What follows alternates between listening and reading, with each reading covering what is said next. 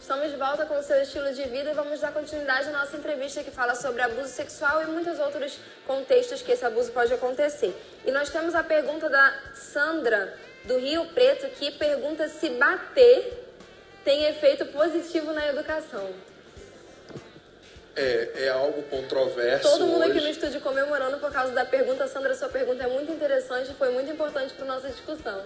É algo controverso. Hoje nós temos aí a lei da palmada e etc. No meu entendimento psicológico e filosófico, eu não consigo entender isso. Até porque o trauma causado, ele não é único da criança, ele é do próprio pai. A partir do momento que o pai agride a criança ou educa pela palmada, em algum momento esse adulto vai sentir esse remorso, como dizem os nossos antigos, né? A gente sente culpa. E a gente, às vezes, quer ressignificar essa culpa dando mais presentes, dando mais festinhas, saindo mais no momento que não é para sair. Aí começa o outro dano, que é dessa criança, a permissividade, o controle dessa criança para com você. Isso é uma questão inconsciente. Você acaba fazendo sem perceber, né? Então nós temos que ter o controle, o equilíbrio de nós mesmos. Nós somos os controladores da criança. Ah, a criança não quer comer. Então deixa. Como assim? A partir do momento que você estimula esse não deixar, porque ela está chorando muito, ela não quer comer, quem é o modelo de autoridade dela? É ela ou é você? Né? Quem pode dar significado ao contexto que ela vive? É ela ou é você? Né? Esses são aquelas interjeições que a gente fala, eu principalmente falo da questão do amor. Você ama tanto e permite tanto. Né? Então, se o amor for isso, eu não oriento esse amor. Agora, se o amor for corrigir, verbalizando adequadamente, não causando culpa ainda mais, não punindo ainda mais, né? Mas orientando, sem dúvida nenhuma, o crescimento dessa criança será legal e o seu também.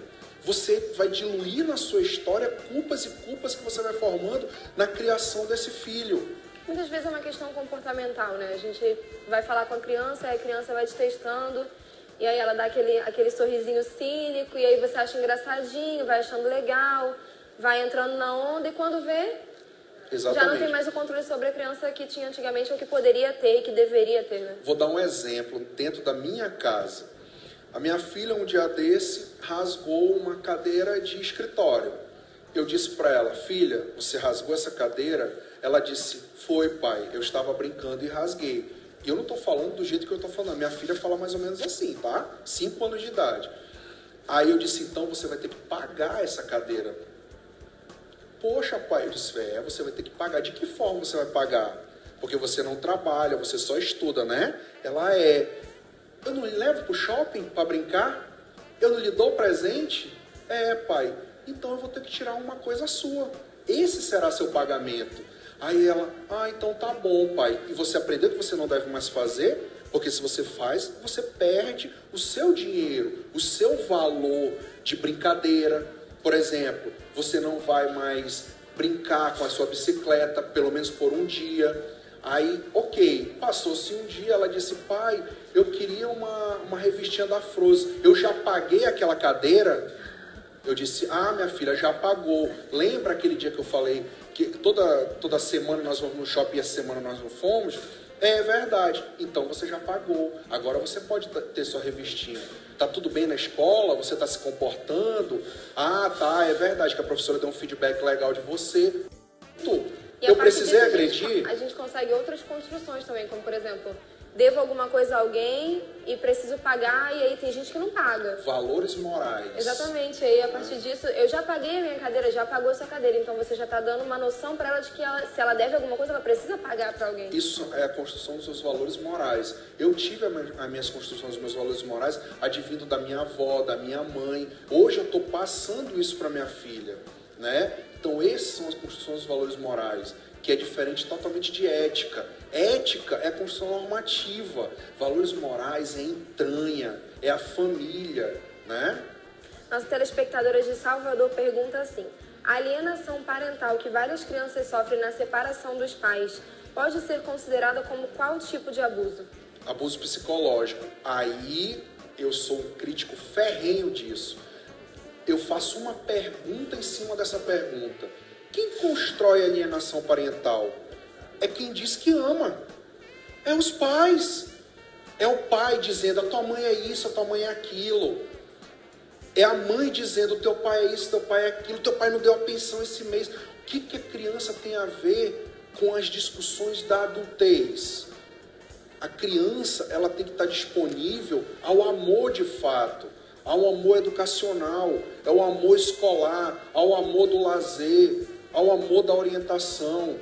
É isso que a criança tem que estar a todo momento disposta a ter dos pais. Não a crítica para o outro pai, né? Não aquele amor excessivo de controle. Por exemplo, no consultório eu encontro muitas mulheres que não conseguem ter relações afetivas mesmo, não sexuais, afetivas antes da sexual, devido à alienação parental que foi construída lá atrás. Essa, inclusive, seria a nossa próxima pergunta, se isso poderia afetar nos relacionamentos. Muito, afeta muito. Por exemplo, a filha que não conseguiu, por algum motivo que até então chegar no consultório não sabe, ter uma relação estável com alguém, porque a mãe está alienando ela lá atrás. A mãe está dizendo, se tu não ficar comigo, eu vou sofrer, eu não sei o quê, eu vou ficar chateada contigo. Isso é uma forma de alienação parental também. É a manipulação das mães. A mãe, ela exerce um amor incondicional, tudo bem, legal. Mas temos que entender também que a mãe já teve a oportunidade de ter sua família. Agora é a vez dos filhos terem a família deles. A família primária vai continuar. Os filhos nunca vão abandonar as mães. Nunca. Até porque é um processo ao contrário, de cuidar. Os pais nos cuidaram, agora nós vamos cuidar dos pais, que é a questão dos velhos que nós falamos no último programa, nós darmos valor aos nossos pais, mas isso é construído lá atrás com os nossos pais também. Nós temos que entender que os nossos filhos têm que galgar a sua caminhada. Eu tenho que entender que a minha filha tem que puxar a bolsa dela na escola. Eu não posso estar carregando a bolsa dela, porque é dela, a responsabilidade é dela. Ah, tu não ama a tua filha? Amo demais. É por isso que eu estou preparando ela para essa sociedade que nós vivemos, para essa sociedade que nós construímos ou, ironicamente, desconstruímos por valores imorais, por valores que nós não temos fundamentos, por valores que nós não entendemos, né? Por simples entendimento de conceito. O que significa aquela palavra? Ponto. A partir do momento que eu sei, eu diminuo uma angústia de uma porcentagem gigantesca. Por eu saber o significado, por eu saber passar o que significa aquilo para os meus filhos, por eu saber o que é um abuso sexual, o que é um assédio sexual, né? O que é intolerância, o que é o julgar o outro, o que é o condenar o outro em cima de uma verdade que eu nem sei se é verdade, porque a verdade advém do próprio sujeito. Aquilo que é certo para mim, possa ser que não seja certo para você. E aí eu vou ter que lhe julgar e condenar por esse motivo? Não! Nós temos que trazer à tona o seu saber e o meu, e dentro disso construir uma equipe, construir um grupo, construir uma família, etc.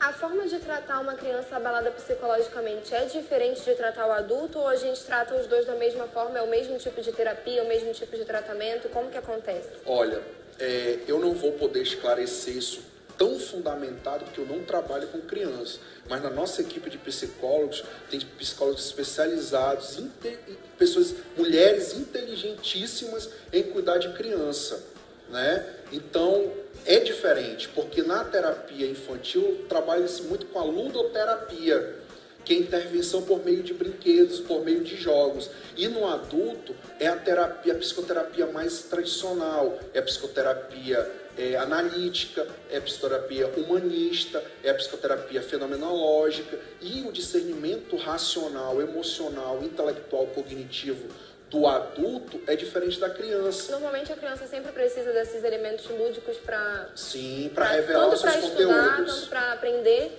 quanto para trabalhar essas outras questões. Para revelar seus conteúdos mais inconscientes, seus conteúdos que ela não consegue verbalizar, mas ela consegue mostrar quando ela movimenta um brinquedo, quando ela movimenta uma boneca, quando ela abre uma caixinha e a psicoterapeuta infantil diz: o que saiu dessa caixinha? O que você pode dizer? E ela diz: eu me lembro que o meu tio tocou aqui.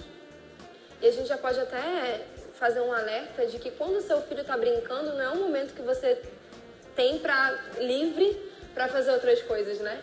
Durante a brincadeira do seu filho é um momento para você observar e saber de que forma ele está brincando, o que ele está fazendo com aquela boneca, quem é aquela menina, de que forma que o mundo daquela menina ali se constrói. Isso mesmo, exatamente. É aí o olhar do pai, o olhar da mãe diferenciado. Poxa, ele está rasgando as bonecas, a menina está rasgando as bonecas, né? A menina está desenhando coisas. Peraí, a minha filha faz terapia. Minha filha tem 5 anos de idade. É paranoia? Não. Já podemos desmistificar de que terapia não é coisa para doido? Não, de jeito nenhum, de jeito nenhum. Porque existe muito esse estereótipo, né? Eu sou fã da terapia. Se eu pudesse, não estou podendo hoje orientar que todo mundo fizesse terapia. Porque a terapia, ela não é uma análise de uma desconstrução ou uma busca de trauma. É uma análise do seu próprio eu. É uma intervenção que você faz perante o terapeuta em busca de alguns significados que você acaba no decorrer da vida não tendo. Então é fundamental. Terapia para louco, para doente mental. Não, quem dera se eles tivessem tido oportunidade lá atrás de ter vivido uma terapia. Eles não estavam dessa forma. E também quero dizer a todos que o doente mental que dizem, o louco que dizem, é o sujeito mais sã que existe na face dessa terra. Sabe por quê? Porque ele não tem amarras sociais, ele não tem um olhar julgador, ele não tem um olhar punitivo. Nós temos que estar todo momento vivendo máscaras, sombras. Pisando em ovos. Pisando em ovos, né? Porque senão nós não somos aceitos em contextos.